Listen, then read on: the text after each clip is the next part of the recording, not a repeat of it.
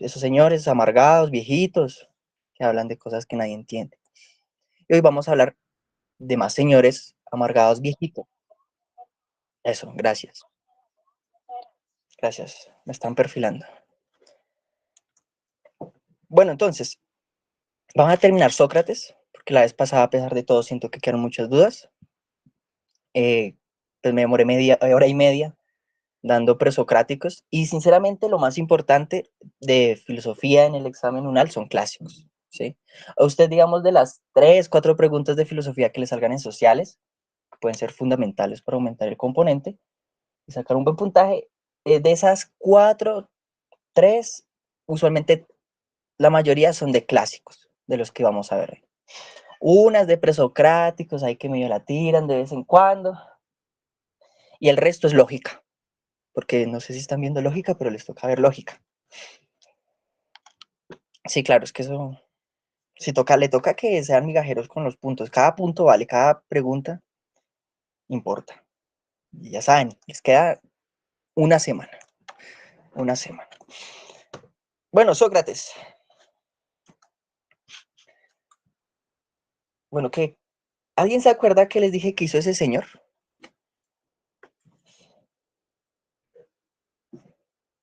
¿Alguien se acuerda? Preguntar, exacto. Como dijo Santiago. El señor le gustaba preguntar mucho. Era cansón.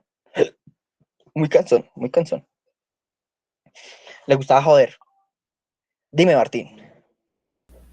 Le gustaba, digamos, hacerse loco para conocer como la respuesta de alguien más de un tema que Sí, él ya sabía.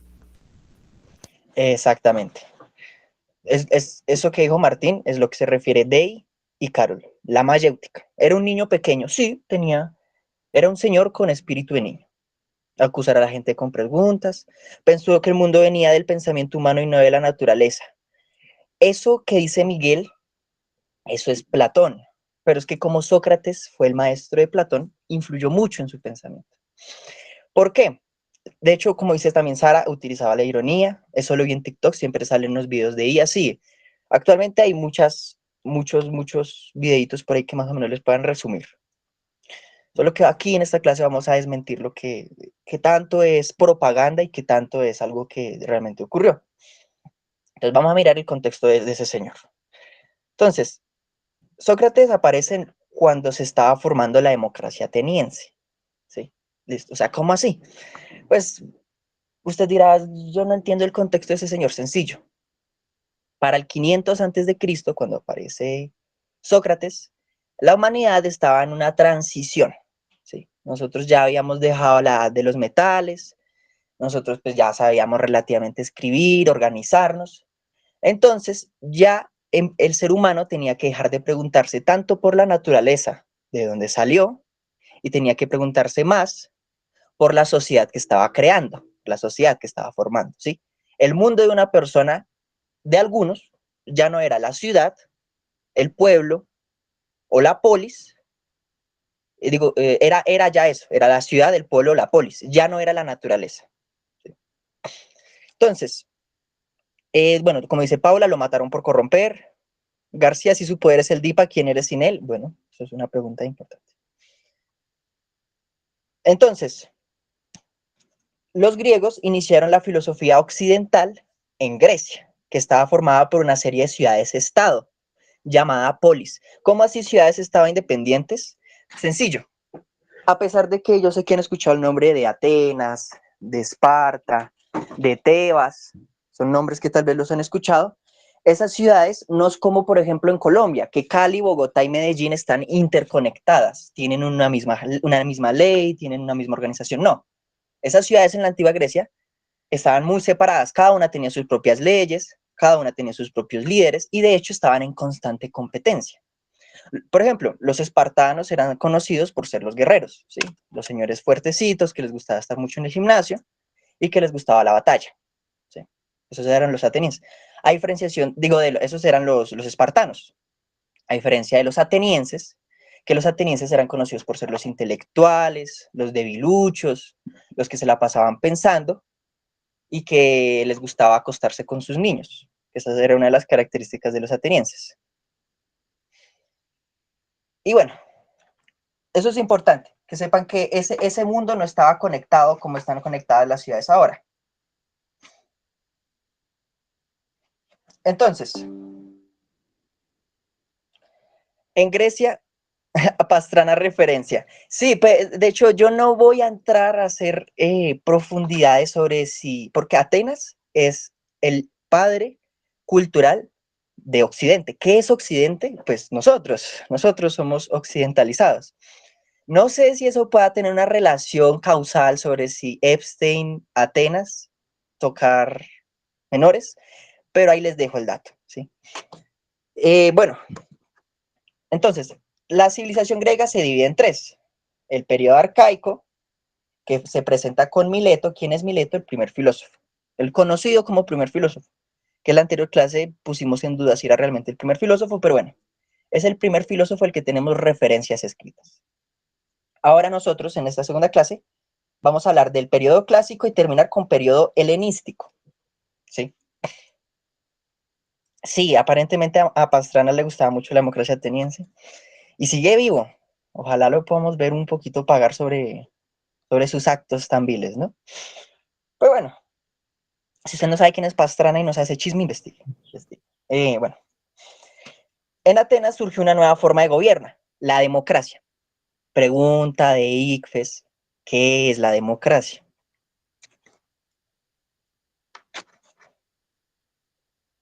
Eso es tipo, o sea, la pregunta de qué es la democracia, eso es tipo ICFES.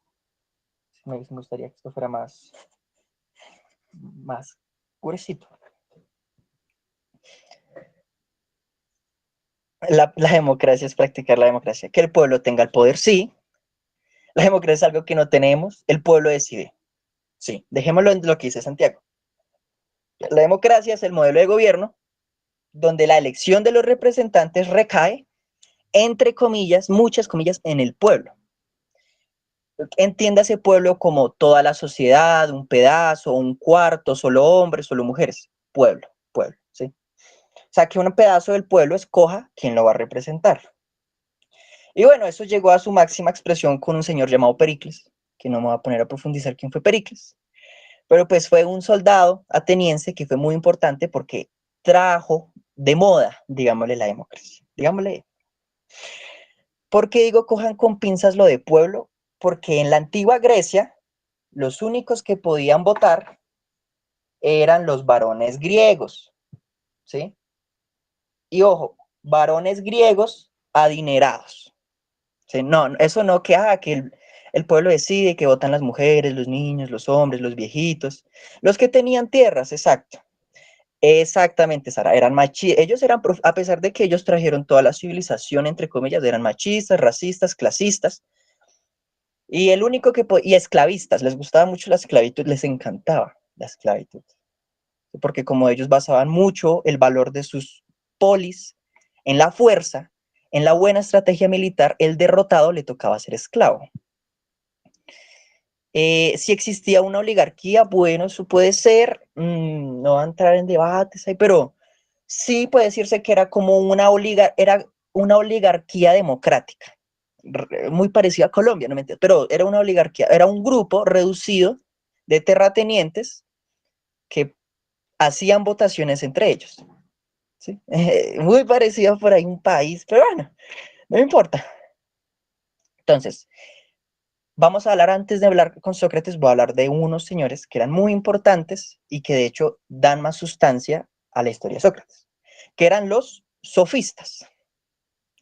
¿Qué es un sofista? Señoras y señores, ¿qué es un sofista?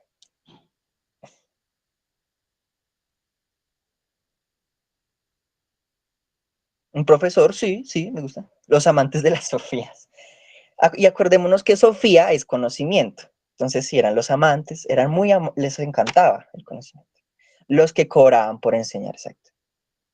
De hecho, eso es lo que iba a ser un buen ejemplo, una buena metáfora. Noctua es un ejemplo de lo que ejerce Sócrates en la educación y los sofistas es lo que ejercen otros prunales de pago, ¿sí?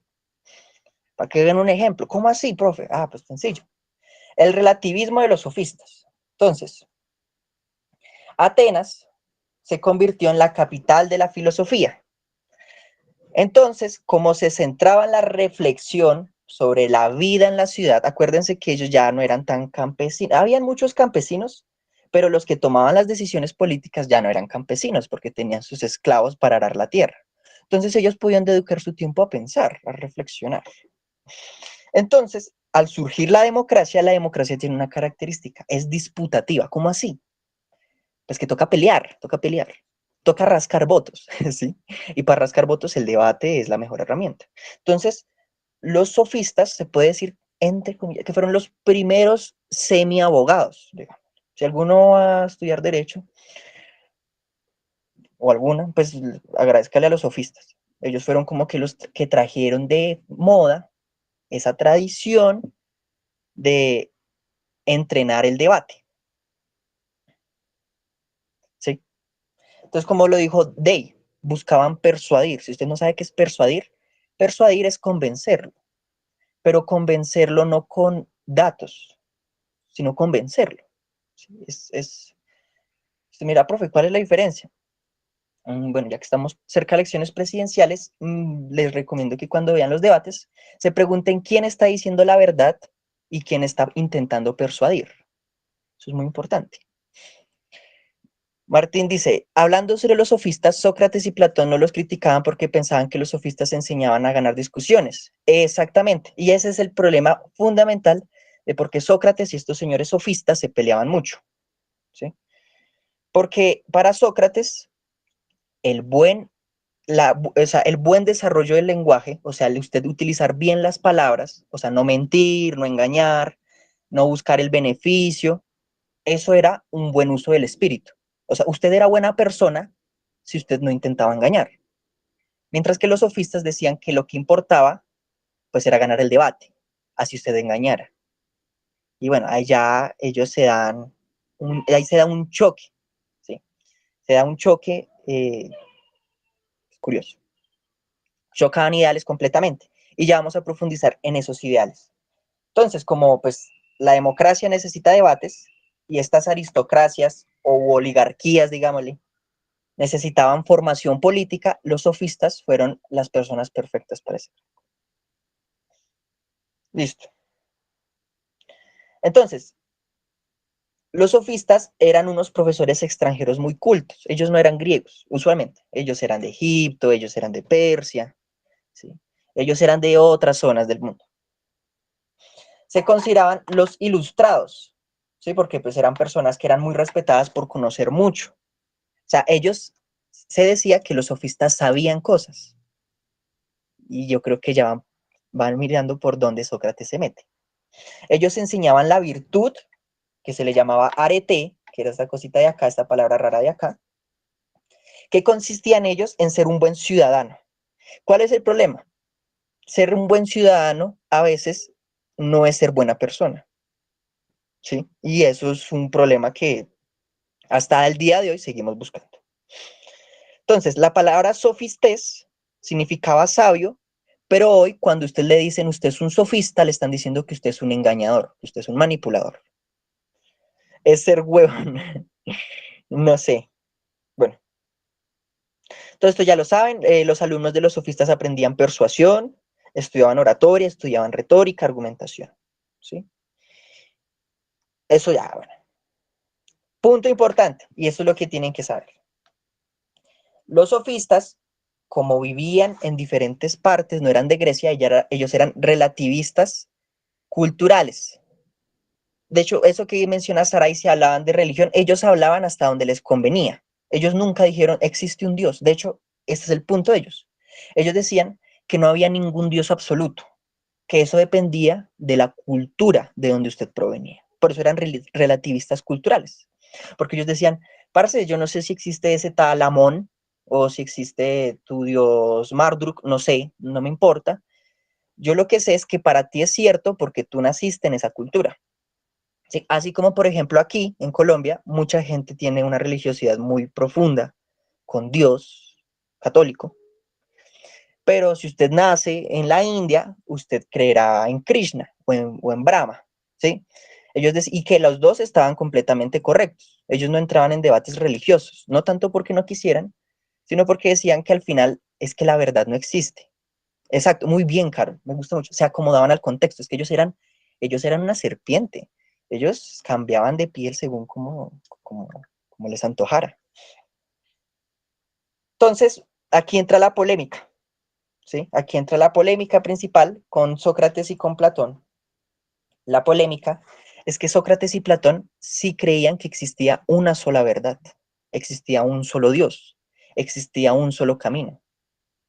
Entonces, que lleguen unos señores extranjeros y que le digan, no, es que no existe una verdad, todo es relativo, pues a Sócrates y a Platón le hinchaba las pelotas y empezaban los debates.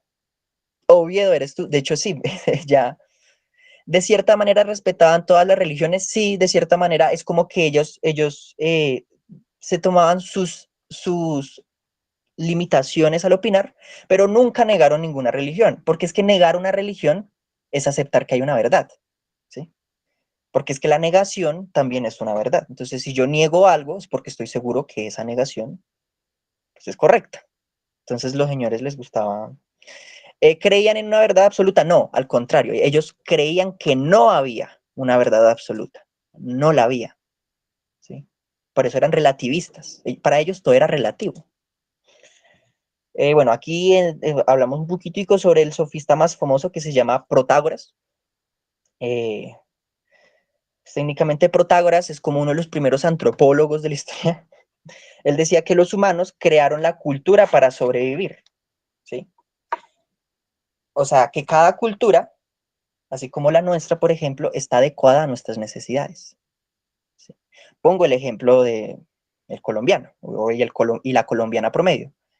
Está ese discurso de que los colombianos y las colombianas en el extranjero son muy berracos y que eso es algo cultural, que son muy trabajadores, que son echados para adelante, que bla, bla, bla, que ellos hacen lo que se les mande, o que el colombiano y la colombiana en el extranjero es muy retador, que si un extranjero le dice, colombiano, usted no puede hacer esto, usted no le da, pues usted le saca la berraquera y lo hace, ¿sí? Le quiere demostrar que usted sí puede.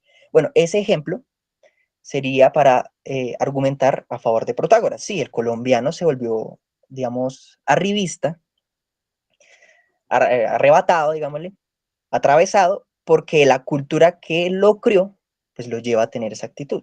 Entonces, cada cultura está hecha para sobrevivir, ¿sí? Y eso es lo que menciona Protágoras, ¿sí?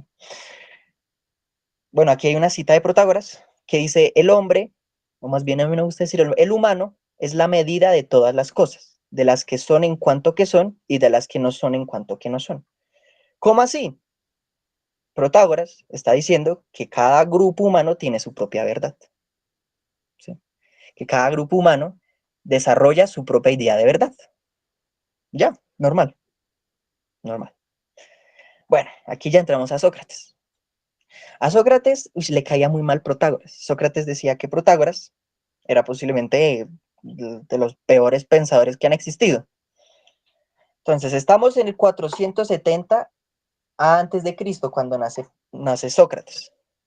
Un poquito de la vida de Sócrates. Sócrates nace en Atenas, fue hijo de un escultor y una partera. Es muy importante lo de la partera. O sea, ¿qué es una partera, gente? Es una labor que se perdió, pero ¿qué es una partera? Exactamente, Carlos. Son las personas que asisten a los partos, ayudan a dar a luz. Muy bien, Paula. Por si no lo sabían, eso yo sé que en la ciudad se ha perdido, pero tengo entendido que hay municipios en Colombia que eso sigue siendo una labor muy respetada y muy importante. Muy bien, Noctua ya le pegó a porque el que la mamá de Sócrates fuera una partera influyó mucho en su pensamiento. Entonces, él participó como hoplita. ¿Qué era un hoplita? Era el guerrero. El guerrero así con el casco, así que bueno, lo voy a dibujar, ustedes yo sé que lo reconocen. Que el casco aquí lo tiene así, que eso tiene unas cositas así, y bueno, era un hoplita, así se le llamaba. Pues Sócrates era una persona considerada fea, no era agraciado, eso en Grecia era muy importante. El no ser agraciado era una cosa que marcaba mucho.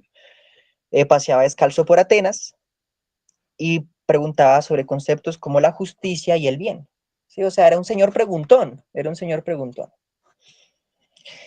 Él decía que era altábano. ¿Qué es un tábano? El tábano en Europa es un tipo de mosca, ¿sí? Rara. Él decía que era un tábano porque él era técnicamente la mosca que jodía, ¿sí? Hágase una idea. O sea, él mismo se sabía que era cansón, era jodido. Así como cuando un zancudo usted le jode la noche, que le hace... Él mismo sabía que él era esa cochina. Él mismo, yo no sé, ese man iba para otro lado. Aquí ya cansó, es que solo pensar qué sabio, qué cansón. Literal, literalmente ahí están los dos moods de las opiniones alrededor de Sócrates.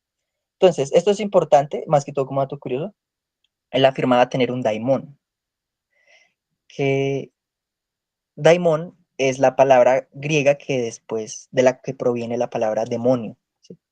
No es que el man fuera un satánico, ojo, no sé si hay por ahí un papá escuchándome, no, es que le están enseñando, no. Eh, muy bien, Carol, exactamente.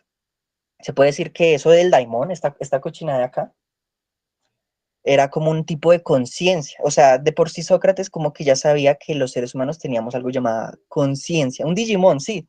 Digámosle que es un Digimon de la mente, un Pokémon, ¿sí? Raro. Entonces, ese tipo de daimon es lo que como que le sugería qué hacer. Esto después se transforma con los años, la palabra, a lo que conocemos hoy como demonio. Entonces es raro cómo las palabras cambian, ¿no? Se fumó un biche Sócrates. No sé si Pokémon, no sé si Pokémon hace referencia a la filosofía. En algunas cosas tal vez, pero en lo del Daimon no sé, no sé. Pero sí lo de, o sea, demonio y su relación, porque acuérdense que el significado original de demonio era algo como iluminación, como ser de luz, como una vela que se prendía. Y pues de hecho el cristianismo recoge esa idea del demonio, porque de hecho un demonio cuando usted se le presenta, los demonios no se le presentan como, ay, te voy a matar, jajaja, soy malo, no. Los demonios se le presentan dándole cosas. ¿Tú qué quieres? Conocimiento, quieres dinero, quieres poder. Usa encanta. Entonces, pues sabe, por ahí va la vaina. Entonces, el oráculo de Delfos era un templo muy, muy famoso en la antigua Grecia. Era un templo que pues técnicamente la gente recurría mucho porque según es un templo que podía predecir el futuro. Muy bien, Tomás, un oráculo, el oráculo, así como cuando, no, bueno, algo así como la gente que lee el tarot actualmente o que o lo de la astrología, sí, era como una forma de leer, digamos, entre el destino. Entonces el oráculo de Delfos dijo que Sócrates era la persona más sabia del mundo. Y Sócrates, pues, eso más que cualquier, imagínense que mañana llegará a la Universidad Nacional y sacará una noticia y dijera, es que, no sé, digamos, Carol Natalia es la persona más inteligente de Colombia. Pues claro, uno pensaría que Carol diría, uy, qué chévere, iría a recoger su premio, recibiría su medalla, hablaría en RCN y diría, no, estoy muy agradecida, yo me he esforzado mucho, ha sido muy bueno para mí.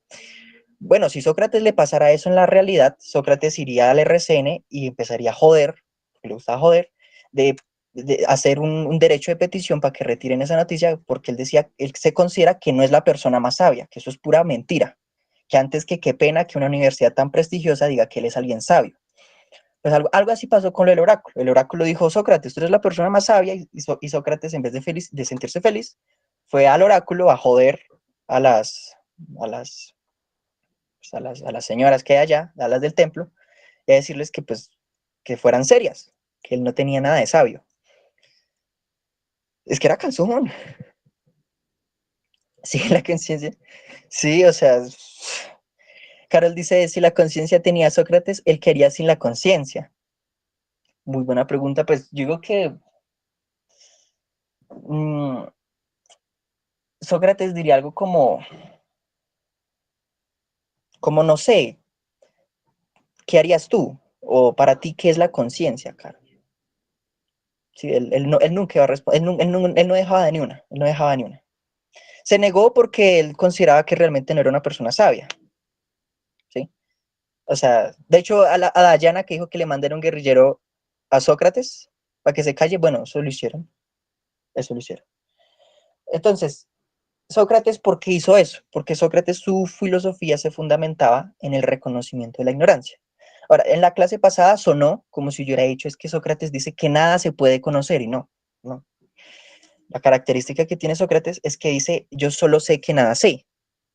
¿Cómo así? Yo solo sé que nada sé. Entonces yo no puedo conocer nada, no, no. Sócrates es decir, si tú quieres ser realmente alguien sabio, si tú quieres ser alguien valioso, alguien que realmente quiere empezar a aprender en su vida, primero tiene que empezar por reconocer que no sabes. Por ejemplo, a Sócrates le gustaba mucho ir a joder, ya lo sabemos, iba a la plaza, iba a los artesanos, digamos, a los que hacían armas, a los herreros, y les decía, bueno, herrero, ¿usted qué piensa que es la vida? Y el herrero le dice, no, mire, la vida, hermano, la vida es como la herrería. Eso toca templar, eso toca trabajar a diario, toca martillar, toca afilar las cosas. Y bueno, ya se imagina, al final Sócrates, pues seguía en el debate con la persona, pero Sócrates en su fondo pensaba que ese herrero era alguien soberbio, porque usted por saber herrería, usted no sabe de la vida. Es como porque los astronautas que fueron a Artemis 2 subieron en el cohete y ellos saben de física, saben de química, saben de biología, y que como vieron el planeta desde lejos, entonces ellos ya saben qué es la vida y ellos ya saben qué es la Tierra. No, ellos no. O bueno, para último ejemplo, hay algo que se llama efecto Nobel. El efecto Nobel es cuando las personas, ustedes saben qué es el Nobel, ¿no? El Nobel es el reconocimiento científico más importante de la humanidad. ¿Sí? Si usted le dan un Nobel, pues usted es un dios en su materia. Pero el efecto Nobel es que personas que ganan Nobeles, por ejemplo, no sé, de química o de física, se ponen a hablar de psicología. O gente que habla, que gana un Nobel de economía y se pone a hablar de física cuántica. Pues bueno, eso a Sócrates no le gustaría. Se creen protagonistas. De hecho, muy bien, Daisy, eso es un tipo de falacia. Pues hay varios que pueden recoger eso. Podría ser la falacia, pues la más clásica es el hombre de paja, que usted desvía la conversación. Y de hecho el hombre de paja es muy utilizado para ignorar el debate real y usted hacerse quedar como el que sabe. Darán un Nobel de parcharse, pues si es la vaina sigue así, ojalá. Ve aquí qué pasó. Se me huyó esta vaina. Bueno, no importa. Sí, el hombre de paja. Ese es como. No, hombre de paja, Dios mío. Listo, ahora sí. Sí, la mayoría de los políticos utilizan lo que son hombres de paja. No responden lo que se les preguntó y llevan la conversación a otro lado. Y ya lo van a ver en los debates. Uy, Hunt. Bueno, entonces, el método socrático. El método socrático es dialógico, o sea, es de diálogo e inductivo. O sea, inductivo es que no intenta dar conclusiones, sino que de las conclusiones intenta sacar preguntas. ¿Sí? Era preguntón, preguntón. Y él tenía dos características en ese método del diálogo. La ironía, falsa ignorancia. ¿Cómo así falsa ignorancia? Sócrates era alguien que sabía mucho. Suena raro, pero o sea, de manera realista era alguien que sabía cosas. Él podía debatir él fue militar, ¿sí? Él podía debatir sobre estrategias militares, él podía hablar sobre herrería, él podía hablar sobre filosofía, él podía hablar sobre la poli, él podía hablar de muchas cosas, pero un punto de Sócrates, y se los juro que esto no es paja, sino lo pueden intentar en su vida para que después no digan que la filosofía no sirve. No sé si han visto el libro que se llama Cómo tener amigos, un libro así súper famoso que dice Cómo tener amigos, alguna mierda así, de esos libros de los Shark Tanks y esa pendejada de ser tu mente de tiburón. Bueno, ese libro es muy socrático. Ese libro, en resumen, dice, ¿tú quieres tener amigos? Haz preguntas y hazte el imbécil. Y es verdad, ¿usted quiere tener amigos? ¿Usted quiere tener amigos? Hágase el ignorante, porque es cansona la persona que llega a usted a enseñarle sin usted haberle preguntado. Es cansona. Si usted está ahí parchando y usted dice, ay, sí, es que ustedes sabían que Platón mostraba los músculos y llega un mamón a decirle, no, tú sabías que Platón no decía eso porque yo me leí todos los diálogos y tú no sabes nada. Pues, o sea, ¿a quién le va a caer bien una persona así? A nadie, a nadie, a nadie. O sea, hay gente que convive con ellos, pero si usted quiere de alguna manera conversar con cualquier persona, demuestre falsa ignorancia. Demuestre falsa ignorancia. Entonces, usted comienza por algo falso, listo. Entonces, se comienza por algo anecdótico y deriva hacia la definición de un concepto universal. Eh, Fingimos demencia. Sí, hágase el loco. De hecho, es que es muy útil. O sea, si ustedes quieren hablar con una persona, por ejemplo, ya que van a entrar a la universidad, si ustedes quieren hablar con un profesor, que es difícil hablar con él, más que usted llegar e intentar impresionarlo con su conocimiento desbordado, hágale preguntas. Suena tonto. La pregunta más básica, así lo haga parecer a usted un estúpido, pero eso sirve para iniciar la conversación. Hágase el bobo, párchese, párchese, ¿sí? Párchese, párchese. Entonces, usted empieza con algo anecdótico, por ejemplo, si usted está hablando con su profesor y le dice, profe, yo no entendí este concepto, ¿usted cree que me lo podría explicar mejor? Es que como que me dormí. Y el profesor le va a decir, ah, sí, mire, bla, bla, bla, bla, bla, y le va a empezar a echar parla. Y usted le puede hacer las preguntas, profe, ¿y eso significa que usted se divorció de su esposa? Y así, así se hacen los amigos, suena tonto. Pero Sócrates, de alguna manera, sí, o sea, pero en serio, o sea, así, y usted no les ha pasado que ustedes se conocen con alguien o alguien que no le tienen tanta confianza que empiezan a hablar de cosas superficiales y terminan hablando de cosas súper profundas. Y todos gracias a las preguntas. Juanes, no te conozco, pero te gusta. No, es que esa pregunta ya está muy bueno. Bueno, listo. Aquí hay dos ejemplos. A Sócrates le gustaba preguntar mucho, por ejemplo, si va donde el herrero, pues, por ejemplo, si ustedes algunas hablan con un herrero, pues sería bueno preguntarle, no sé, ¿a usted le gusta hacer armas? Algo tonto. Y de la nada, esa pregunta de si a usted le gusta hacer armas puede terminar en un debate sobre la justicia o sobre la responsabilidad de hacer armas, ¿sí? Pero bueno, el punto. Entonces, bueno, eso es la mayéutica y eso es la ironía. Ojo, y aquí hago una definición. La ironía no es lo mismo que el sarcasmo, y lo pueden googlear. La ironía es el doble sentido. El sarcasmo es un doble sentido hiriente. Entonces no sean tampoco tan hirientes. Bueno, eh, intelectualismo moral. Voy a mostrar esta y otra y ya pasamos de Sócrates. Que la ironía no es lo mismo que el sarcasmo. La ironía es un doble sentido, un chiste. El sarcasmo viene con ofensa, ¿sí? ¿Sí? Esa es la diferencia entre el sarcasmo y la ironía. Por eso sean muy cuidadosos, porque a veces uno hace sarcasmo creyendo que es ironía, o a veces uno ni sabe la diferencia. Y bueno, entonces, en contraste con los sofistas, Sócrates piensa que hay opiniones verdaderas y opiniones falsas. O sea, Sócrates cree que hay una verdad, hay una sola. Y por eso busca definiciones universales. O sea, para Sócrates, la valentía o la justicia son definiciones que se pueden llegar a la verdad. Pero eso yo no lo llego yo en mi casa, sino lo llego con la gente, preguntándole a la gente, ¿sí? Cada uno de nosotros tiene una definición de lo que es la justicia. Algunos la tienen más triste, otros la tienen más optimista, pero todos tenemos una definición. Si yo recogiera estas 102 personas que hay aquí escuchándome y les pregunto qué es la justicia y la escribo en un cuaderno, al final yo puedo llegar a una definición más precisa de lo que es la justicia. Eso es lo que hacía Sócrates, solo que sin escribirlo. Y pues, y exacto, y lo último es que él recomendaba el autoconocimiento, como dice Martín. O sea, el conocimiento ya lo tenemos dentro de nosotros, exacto. De hecho, es muy bello, suena muy lindo, porque es como cuando, yo sé que lo han escuchado, de que las cosas buenas que usted reconoce en la gente, no es porque los tenga la gente, sino que las tiene usted o le gustaría tenerlas usted. Entonces, si usted le cae bien a una persona porque es amable, y usted es conocido por ser una mierda de persona envidiosa, pues usted reconoce esa amabilidad porque eso es algo que a usted le sobra o le falta, ¿sí? Pues entonces Sócrates como que invita a eso, usted tiene que autoconocerse con la gente, ¿sí? O sea, yo me autoconozco en mi casa, reflexionando, pensando si soy una mierda de persona, pero también saliendo, hablando con la gente y reconociendo cosas en la gente, diciendo, uy, parce, esta persona es genial.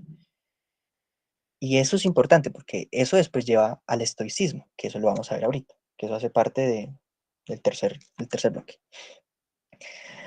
Bueno, sí, Laura, bueno, ya, yo no sé si eso fue una ironía o si eso es real. Ahí es el problema del doble sentido. Y yo como, todos tenemos algo de autista.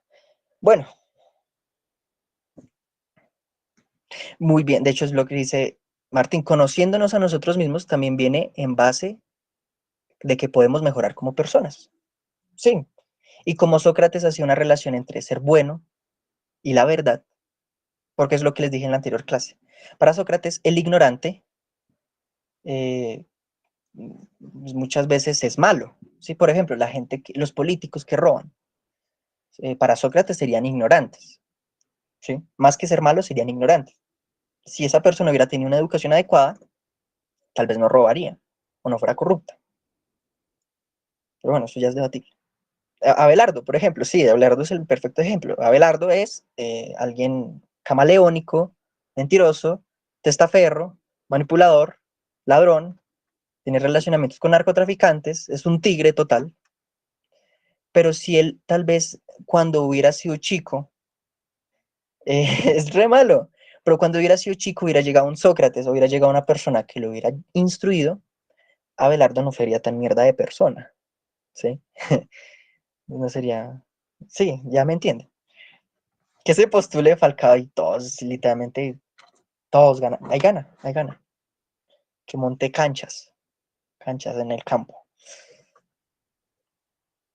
Bueno, entonces, para terminar, sofistas y Sócrates. Los sofistas cobraban por clases, como los prunales pagos. Sócrates, voy a poner prunal pago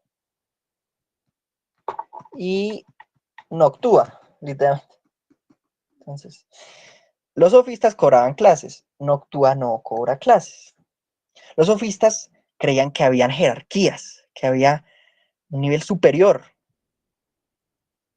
y que usted tenía que pagar para llegar a ese nivel superior. Noctua no cree eso, Noctua hay igualdad, ¿sí? O sea, hay diálogo entre ustedes, sus profesores y sus estudiantes. Los sofistas pensaban en el monólogo, ¿sí? Como en el discurso planificado, así como que ya todo súper rígido, como que Sócrates pensaba en el diálogo, ¿sí? Como en esa forma más orgánica de conversar, ¿sí?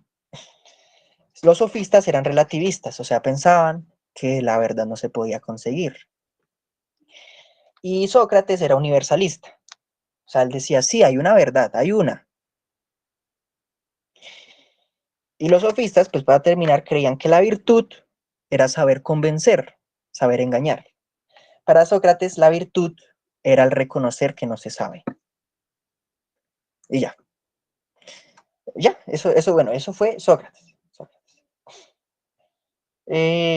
Para terminar, pues a Sócrates lo matan, ya lo saben. Sócrates por estas ideas que son muy revolucionarias, porque estas ideas de Sócrates son revolucionarias, porque de alguna manera, además de cansón, muy cansón, muy cansón, el ser cansón demuestra algo, que usted es rebelde con el poder. Por ejemplo, el Estado a quien mata. Que, por ejemplo, voy a poner un ejemplo súper crudo. El asesinato a lideresas y líderes sociales. Ellos no los asesinan por ser juiciosos, ordenaditos, calladitos, no. A ellos los matan por ser desjuiciados, por ser canzones. A Gaitán no lo mataron por decir, bueno, hagan lo que quieran, yo me quedo aquí. No, a Gaitán lo mataron por ser jodido, jodido, ese señor era jodido. A Jaime Garzón, a Camilo Torres. Sócrates de alguna manera es como ese ejemplo de, si usted quiere ser rebelde, aprenda a ser rebelde. Tal vez lo maten por ser rebelde, pero su vida se convertirá en la de muchos de ahí en adelante. ¿Sí?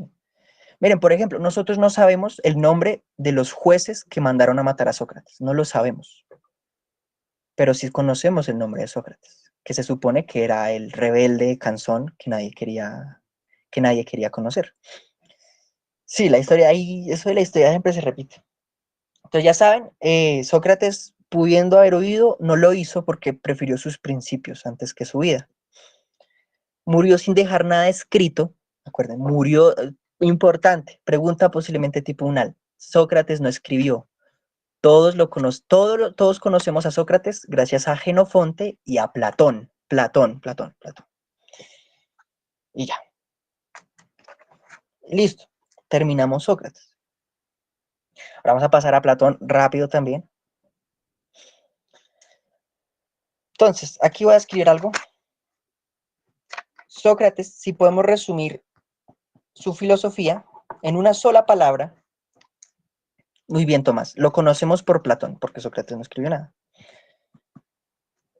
Si podemos definir la palabra de Sócrates en una sola, digo, la filosofía de Sócrates en una sola palabra, sería en la muerte. ¿Sí?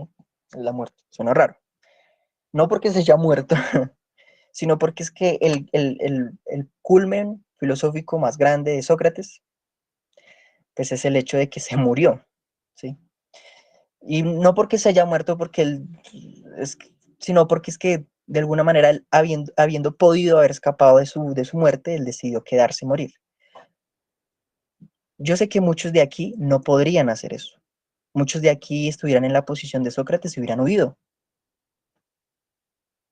Y pues bueno, acepto sí, literal, lo que representa su muerte es lo que lo trae hasta ahora 2500 años después.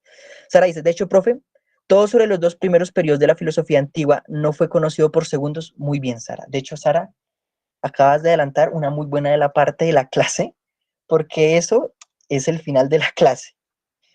Estos filósofos que yo les estoy contando acá, no es por fuente directa.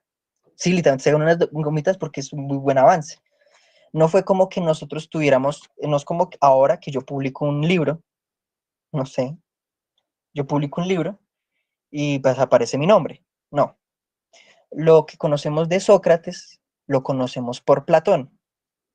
Y lo que conocemos por Platón, o sea, lo que conocemos por Platón, es por gente que escribió sobre Platón. No Platón, fue gente que escribió sobre Platón.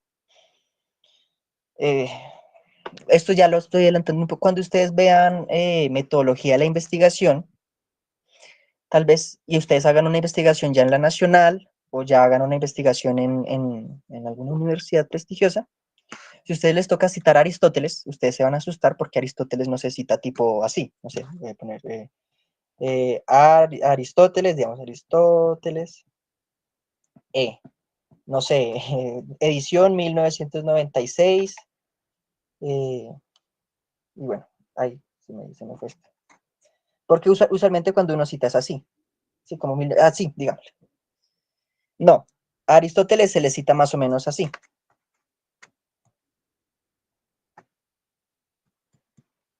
O así. No se le pone nunca el nombre. ¿Alguno sabe por qué?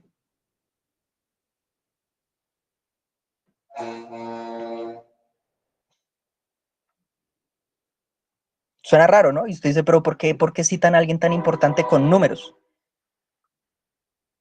Y es porque a Aristóteles, como es posiblemente la persona más citada de la historia, posiblemente la persona más citada de la historia, o sea, Aristóteles se cita hace 2500 años, nosotros, como no tenemos texto original, se cita es por ideas. Suena raro, literalmente, o sea, por ideas. ¿Sí? Es como usted tiene que citar a Aristóteles y usted tiene que poner, es como el texto, que es como de la A a la P y la página, y ya. Es rarísimo, es rarísimo. Ya después eso lo verán. De hecho, ya como lo dice Carol, los diálogos de Platón, Carol, no es de Platón, o sea, sí es de Platón, o sea, él los escribió posiblemente, pero no es un texto directo, no es como que tengamos el primer libro de Platón donde escribió los diálogos, no. Lo que tenemos son pies de página, ¿sí? O sea, eso es rarísimo. Ya lo vamos a ver para que no se me confunda, pero es para que entiendan que no. Por ejemplo, tú te das cuenta de esos errores en los títulos. Platón tiene un libro muy famoso llamado La República, pero la República es un término que no existía en la época de Platón, ¿sí? La república es un término romano. La res pública, la cosa pública. Suena raro, suena raro. Y pues entonces ahí tú te das cuenta que pues eso no lo escribió Platón, porque Platón cómo va a ponerle de nombre a un libro una palabra que no existía. Es súper raro, o sea, esa gente, nosotros tenemos el pensamiento de esta gente porque mucha gente durante muchos años empezó a recopilarlos, poquito a poquito, hasta que ya se hicieron los libros como conocemos como los diálogos. Pero bueno.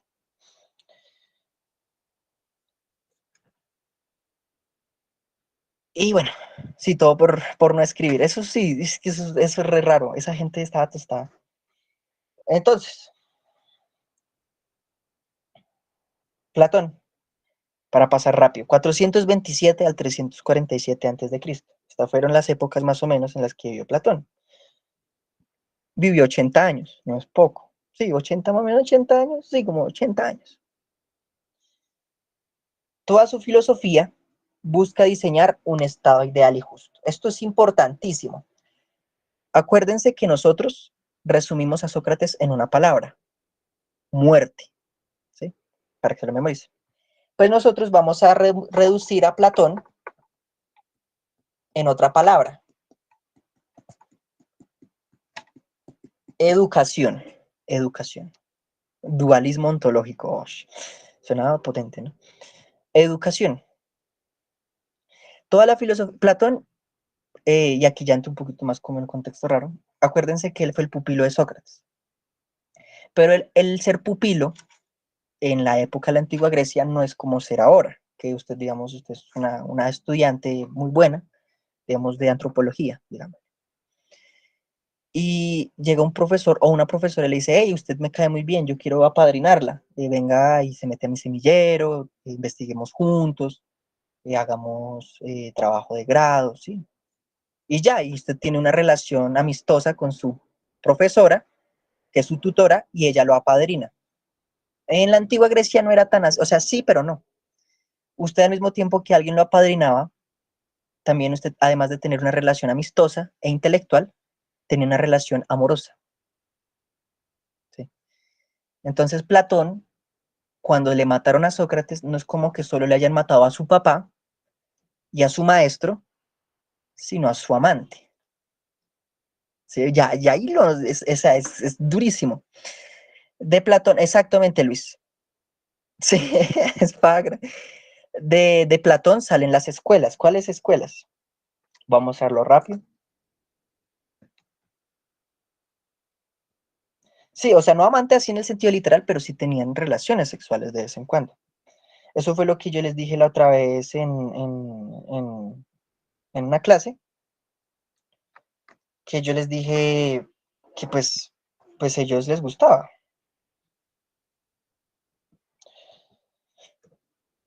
O sea, sí, ellos eran, digámosle, homosexual. Ellos tenían esposas, porque ellos, pero el problema es que como eran profundamente machistas, eh, ellos utilizaban también mucho el trago para justificar eso. Y también decían que en el semen habían como conocimiento. Ellos también tenían una relación mística con el semen. Entonces, bueno, ya, no lo profundo más. No lo profundizo más porque, sí, yo no lo había explicado tanto en la otra clase, pero es para que lo tengan más claro, ¿sí? De hecho, muy bien, Paula. Ese comentario de Paula se perdió a pesar del mame, pero es lo que dice Paula. Platón, como mataron a Sócrates, que fue su maestro, con mayúscula, de una manera tan injusta, él quería cambiar la democracia de Atenas. De hecho, Platón odiaba la democracia, la despreciaba. Decía que la democracia era el peor sistema político del mundo. Le echaba hate, pero duro, era hater número uno. Esto que ustedes han visto en internet, eh, esto es la Acrópolis en Atenas, ¿sí? La Acrópolis es sí, la Acrópolis. Yo sé que ustedes tendrán una conocida, un conocido, y no los juzgo, no juzgo a esas personas, un poquito, pero que dicen, es que yo fui a Atenas y se toman una foto con la Acrópolis. Y uno les pregunta, güey, ¿qué te pareció? O sea, no, muy lindo. Y ya. Bueno, ¿qué es esto? Esta es la primera Universidad de Occidente. Ustedes que están aspirando a la Universidad Nacional, la Nacional es una copia de esto. Esta fue la primera Universidad de Occidente. De Occidente, porque en Oriente ya habían. Pero bueno, de Occidente esta fue la primera. De hecho, era algo así, era una escuela súper gigante y ahí es donde daban educación gratuita. Algo así como lo que intenta hacer Noctua, pero de manera virtual, pues digamos que el Acrópolis fue como el primer espacio de educación gratuita. Sí, muy bien, Luis. De hecho, lo resumiste muy bien. Era la universidad pública del momento. Todo el mundo quería entrar a la Acrópolis. Usted entraba a la Acrópolis, eran como entrar a la Nacional o a los Andes aquí en Colombia. Y muy bien, Martín, también era un centro religioso y político. Aquí no solo se daban clases, se daban debates, se daban juicios, hacían rituales. Uy, muy bien, Carol, ¿cómo entraban? Entraban con un examen profundamente riguroso. Usted tenía que tener al menos 3 conocimientos. En retórica, o sea, lo básico para comunicarse y que lo entiendan. En geometría, se tenía que tener un conocimiento muy profundo de geometría. Geometría plana, ¿sí? Pues porque allá ellos todavía no desarrollaban geometría tridimensional. Y filosofía. Sí, todo se empieza a conectar con todo, literal. Eso es lo que usted tenía que saber. O sea, algo de matemáticas, algo de parla y filosofía. Eso es lo que usted tenía que saber. Humanas, ciencias y parla. Lo mismo que ahora, la misma. Uy, qué cochina esa diferencia, pero bueno, lo mismo que ahora, sí. Bueno, el punto. De hecho, es una muy bonita. Si alguna vez van y lo visitan, espero que les haya cambiado como sus ojos, de darse cuenta que no están en cualquier templo, sino que están pues en algo con mucho valor, ¿no? Pues es que biología, en ese momento, de hecho, ahí Luis nos dio un spoiler, la biología se desarrolla hasta Aristóteles. Aristóteles es el que dice, oh, biología. Pero en ese momento estábamos con Platón. Él ya casi llega a la biología. Listo. Hay que hacer salidita para allá, que nos patrocinen Octúa. Todos con una fotico allá. Bueno, entonces, Platón. Platón no era el nombre. Platón era el apodo. Así como, no sé, a mí me dicen Chiqui o algún profesor le digan otro apodo. Pues algo así. Platón, el verdadero nombre de Platón era Aristófanes. Voy a poner acá. No mentiras, no. Aristócles.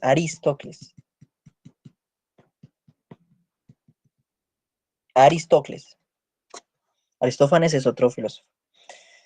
Bueno, doy punto al que me diga por qué este nombre de Aristo se repite tanto. Aristo.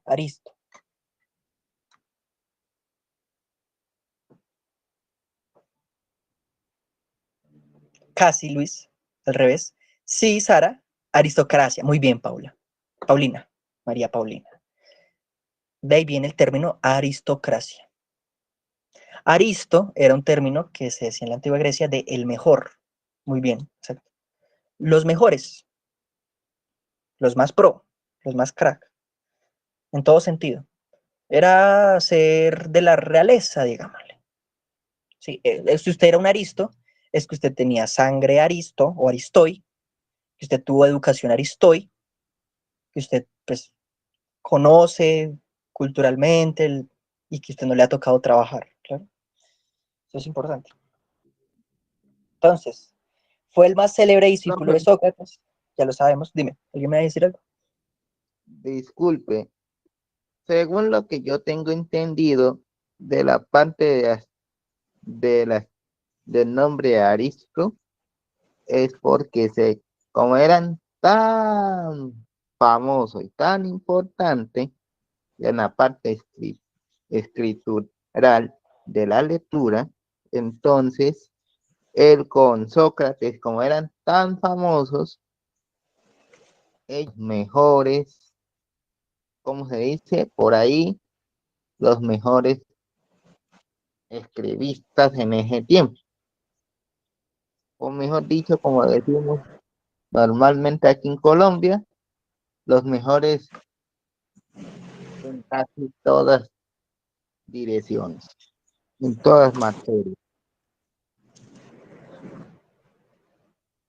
Gabriel es el que está hablando. Pues es que no sé si lo estoy relacionando plenamente a la escritura, pero es que el nombre Aristo no era algo como que tú, si no me equivoco, sí lo podías conseguir, pero fundamentalmente era algo de familia, ¿sí? No era como tanto un mérito, como que tú dijeras, Sería porque es un nombre de parte de la familia que era importante. exactamente, sí, o sea, si tú podías conseguir el Aristoy, pero principalmente era que tu familia tenía ya una tradición intelectual, porque es que los Aristoi usualmente eran personas que tenían esclavos, porque para pensar tú necesitas tiempo y mucho dinero, ¿no? Y pues si tú eres una persona que se la pasa en el campo, muy difícil que tú te vuelvas un Aristoi. No serían la gente millonaria, como en este caso. Sí, sí, me gusta como lo dice Gabriel, sí, se puede decir que eran como los millonarios actuales, puede decir que Mm, son los Aristoi. De pronto sería así, porque hasta yo que llevé más de 10 años estudiando,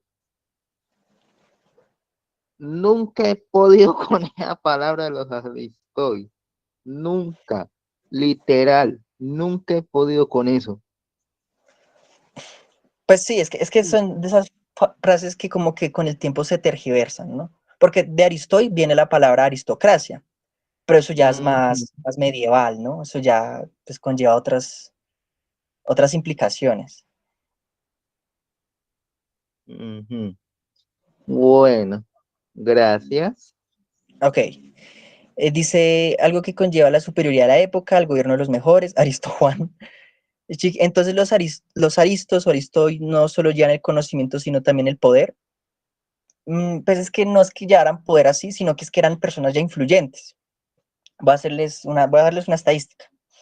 Se dice que en la Atenas clásica, eh, alrededor del 80% del total de la ciudad eran esclavos o eran personas que trabajaban en el campo, ¿sí?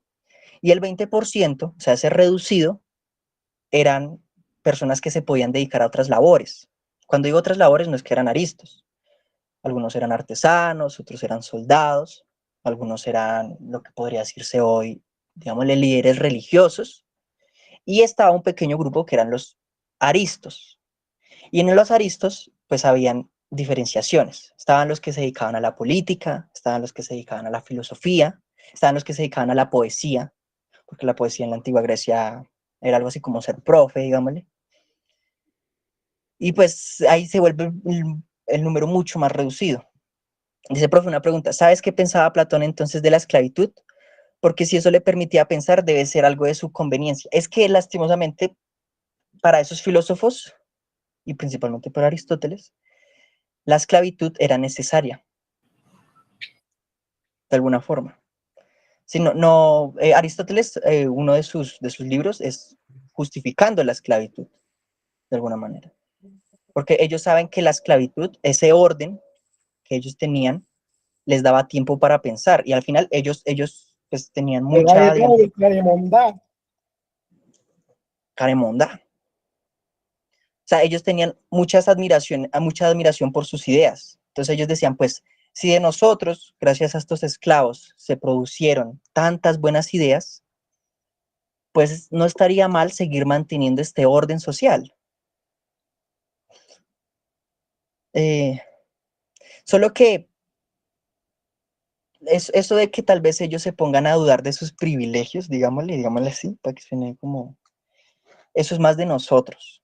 Eso ya es más moderno, el empezar a preguntarnos, bueno, yo soy un privilegiado o yo existo gracias al trabajo de otros. Y bueno, eso ya dejémoslo para filosofía contemporánea con Marx, que yo sé que Sara les dará una buena clase sobre eso. Paula dice, pues si no estoy mal en la idea de Platón, él creía como que envolver al nacer, y él veía como si tú nacías esclavo, era porque tenía que aprender algo en esa vida sobre eso. Sí, y así si aprendías esa vida, volvías a nacer soldado. De hecho, muy bien, Muy bien. ¿No, no van a ver contemporánea? Ush, bueno, me avisan porque yo puedo tirarles un... Es que ya el examen ya es pasado mañana, no tenemos tiempo. Sí, es verdad. Pero sería bueno que se echara una repasada por contemporánea. Bueno, no sé si en sociales diferencia entre capitalismo, comunismo para resumir, digámosle, en contemporánea. Bueno, sí, acuérdense que el examen ya casi llega. Entonces, 2 minutos, sí, les queda ahorita a las 8 lo presentan. Entonces, no, pero sí pónganse las pilas. Para Platón, entonces, que se le muere, digamos, su maestro, él consideraba que la democracia era el gobierno de los ignorantes. Porque es que al final en la democracia uno vota por inercia. Y lo vamos a notar en las próximas elecciones.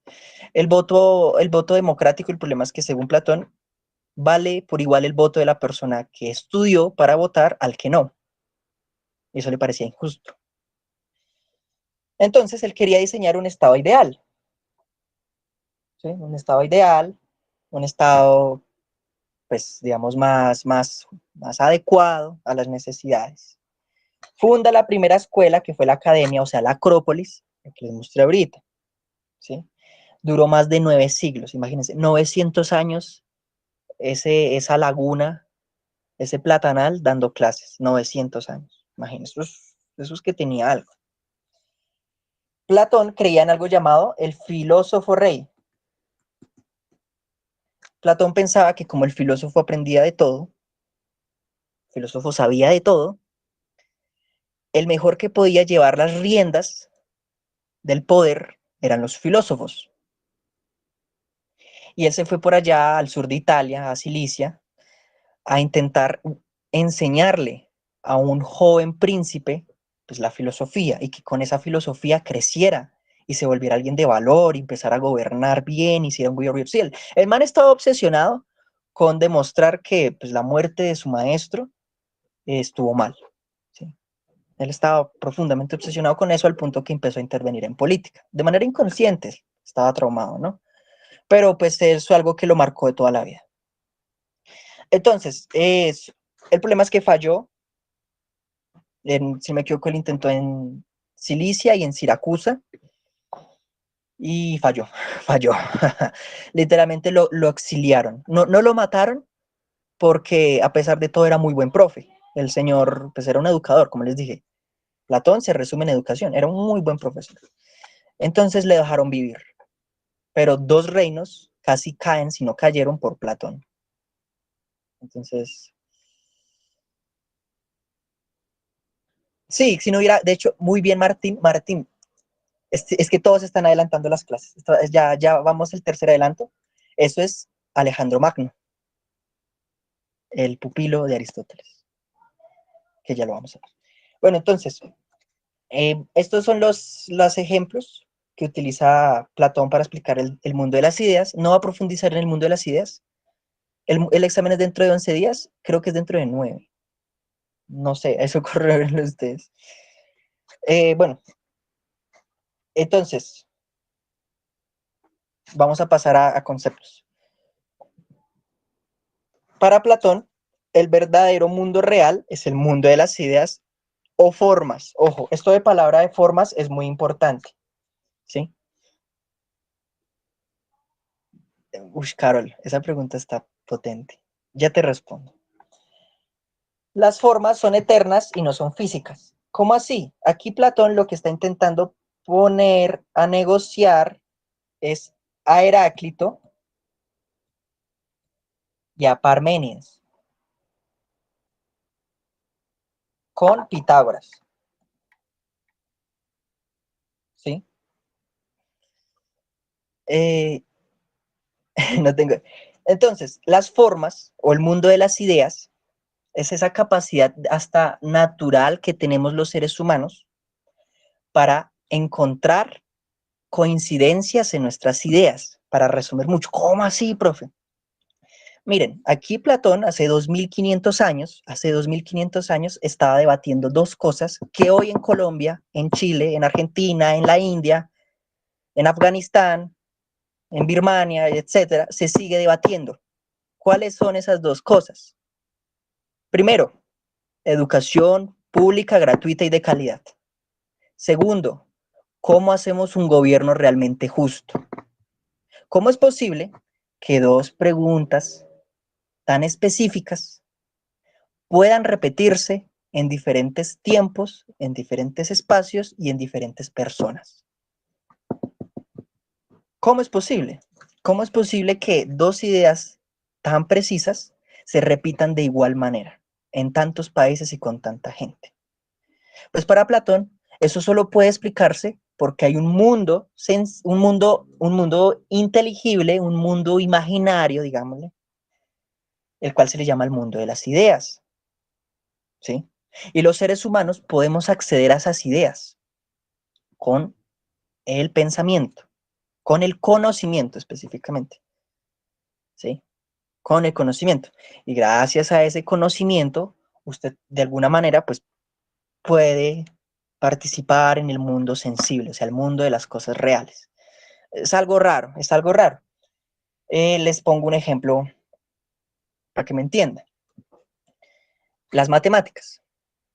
Hay muchas personas que estudian matemáticas que tal vez están en esta clase, piensan que las matemáticas son algo natural. Si están en la naturaleza y están esperando a ser descubiertas, por ejemplo, las leyes de la gravitación universal de Newton. Lo de Newton pudo haberse descubierto tal vez 500 años antes de Newton. O antes de Newton hubieron personas que se acercaron a los planteamientos de Newton, ¿sí? Pues para Platón, digámosle, uniendo dos contextos súper raros, podría decirse que según el mundo de las ideas, las leyes de la gravitación universal, ¿sí?, de Newton, estaban ya en la naturaleza y estaban esperando a ser descubiertas. Ya estaban ahí, tiradas, y faltaba alguien con suficiente inteligencia y con suficiente conocimiento para bajarlas al mundo real, ¿sí? Entonces, es como para que me entiendan más o menos. Dime, Martín. Aló, aló. Hola, Chiqui. Hola. Hace rato quería preguntarte. Digamos, hagamos en cuenta el mundo de las ideas y el mundo real, ¿sí? Sí, Entonces, usemos de referencia de que el mundo de las ideas no, perdón. Que el mundo real se estaría siguiendo por el mundo de las ideas, ¿sí? Porque, sí, digamos, al día de hoy hay muchas cosas, así decirlas, imperfectas. sí, Imperfectas e inteligibles. Entonces, digamos que nosotros al día de hoy seguimos hablando sobre el mundo de las ideas porque hay muchas cosas que ¿cómo decirlo? Surgen, depende de ellas, ¿sí? ¿Me hago entender? O sea, sí, una cosa imperfecta en el mundo podría llegar de una idea y luego ser lo más perfecto, por así decirlo, lo más sí, cercano al mundo de las ideas, ¿me hago entender? sí. De hecho, sí. Entonces, es una teoría que como que estaba teniendo en cuenta y que hace rato quería preguntarte. De hecho, eso que mencionas es técnicamente el mundo de o sea, ojo, el mundo nunca va a ser perfecto, porque para Platón Exacto, sí, exacto, que es el mundo nunca era perfecto. nunca, pero Ujú. puede acercarse, ¿sí? Es como que lo puede medio jalar, como que decir, bueno, pues Sí, sí, o sea, como digamos acercarse, estar lo más cercano del mundo perfecto, porque digamos, así mismo como tú estás mencionando, el mundo no es perfecto, pero podría ser lo más cercano al mundo de las ideas. Por ejemplo, que, no sé, no hubiera tanta corrupción o que no hubiera tanta contaminación en el medio ambiente y así, ¿sí? Entonces, como que hubiera una idea que mejoraría el mundo, pero no sería perfecto aún así. exacto. De hecho, me gusta mucho porque la captaste, y muy bien. Eso es el mundo de las ideas. Yo sé que a veces suena muy espiritual, porque Platón habla del alma, habla del espíritu, pero él lo hacía como metáfora para llegar a eso que tú dices. Es como el inicio de la academia. Es como decir, parce, el mundo es imperfecto, pero podemos mejorarlo. Y para eso tenemos que empezar a aprender, tenemos que Ujú, conocer, debatir claro. también. O sea, básicamente también habla como menciona de que el conocimiento es una forma de mejorar el mundo, ¿sí? Ujú, sí, Ok, sí, literal. ok. De hecho, ahí lo agarras, de hecho, muy bien, de hecho, ahí, eso es, por eso es que él funda la academia, ahí se conecta filosóficamente eso que planteas con la academia, porque Ya entonces entiendo. necesitamos espacios en el mundo donde empecemos a practicar eso, ¿sí? Empecemos a practicar eso. Ok, ok, Chiqui, gracias, gracias en verdad. Dale, dale. Ahorita voy a explicar lo de fascismo. Carol, no te me pierdas, pero eso es delicado. Entonces, de hecho, como menciona, mira, para Platón, antes de que existiera el mundo, solo había una masa. Y el demiurgo, que también se le conoce como el artesano, pues fue la cosa, digamos, el dios, él no lo conoce tanto como un dios, es como una fuerza organizadora, una fuerza que organizó las cosas. Por eso es que la naturaleza tiene una simetría, por eso es que usted primero es joven y después es viejo, por eso es que tal vez usted tenga que enfrentar sus traumas en la vida, si usted es alguien miedoso, por alguna razón la vida lo jala a ser alguien valiente, si usted es alguien mentiroso, la vida por alguna razón lo lleva a problemas por mentir, y bueno, si ven, es como que el mundo está organizado por esta fuerza. Y bueno, de hecho yo creo que ya, bueno, con esta imagen podríamos terminar Platón, para que ya creo que ya tienen lo suficiente.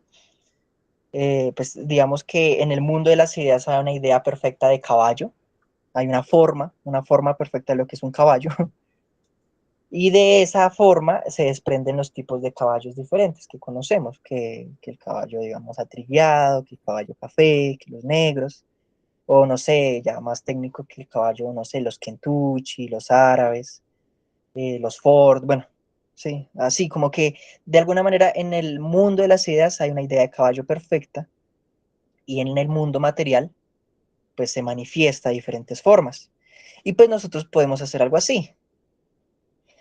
Nosotros podemos, no sé, con las matemáticas, por ejemplo, con las matemáticas nosotros podemos traer un modelo matemático para que la gente cultive más fácil, ¿sí? Distribuyendo mejor los alimentos. O podemos traer un nuevo modelo político del mundo de las ideas, en el cual sea más justo, no tan justo, pero más justo, lo suficiente como para que no hayan matado a Sócrates. Y de hecho, Martín, ahí acabas de cruzar la línea. Un unicornio va a ser el caballo más feo que usted verá en su vida y me lo van a apreciar. Va a hacerlo feliz para que no lo critiquen tanto. Entonces, esto es un unicornio, ¿sí? Para Platón, eso es una cochinada. Sí, con anemia. Eso es una cochinada. Es una cochinada ese unicornio. ¿Por qué? No porque, yo sé que me quedo feo, no porque el unicornio no, el unicornio no existe, es obvio. Pero para Platón, jugar con la imaginación está en contra del mundo de las ideas. Platón no le gustaba la pintura, a Platón no le gustaban los dibujantes, a Platón no le gustaban las quimeras. Sí, las quimeras, ¿qué son las quimeras? Combinar diferentes cosas. Por ejemplo, esos animales hipotéticos de un león con alas y garras de tigre. Y actualmente nuestro mundo es muy imaginativo. Nosotros creamos formas nuevas, combinamos formas. Los furros es un ejemplo. Los furros es un ejemplo de coger la forma humana y la forma animal y combinarla. Y para Platón no, eso no le gustaba a él, a él. Y de hecho por eso es que la filosofía de Platón era muy interesante, pero limitaba la imaginación. Era aburrido, muy bien, Pablo. De hecho, sí, era profundo. Sí, es que a él no le gustaba el arte, pero algo que sí le gustaba del arte era la música. La música le encantaba. De hecho, esa era una de las cosas que tenía que saber alguien para entrar a la Acrópolis. Música. Usted tenía que saber música, un instrumento.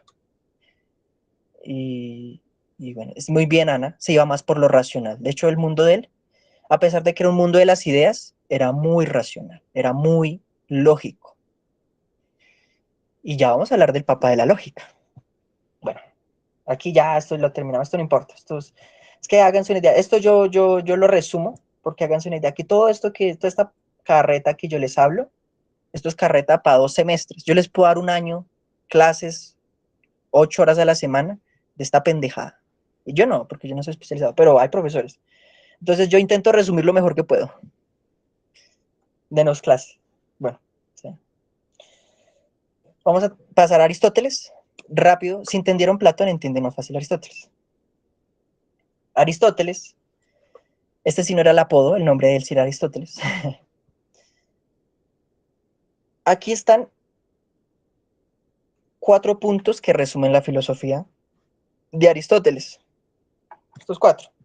1, 2, 3, 4. Así, acuérdense. Entonces, Aristóteles, su filosofía se resume en explicar el cambio. El cambio. ¿Sí?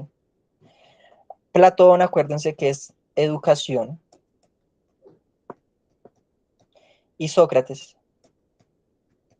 la muerte.